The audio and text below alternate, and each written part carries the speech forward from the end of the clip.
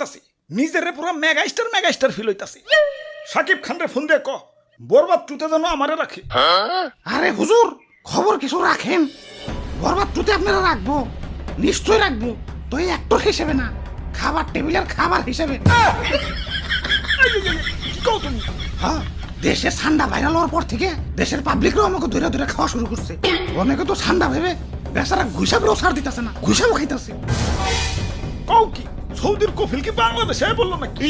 হুজুর এইমাত্র খবর পাইলাম সুলতান ডাইনে ঠান্ডা বিরিয়ানি চালু করছে। এতক্ষণে কাম হইছে, বংশ তো নির্বংশ হয়ে যাবে।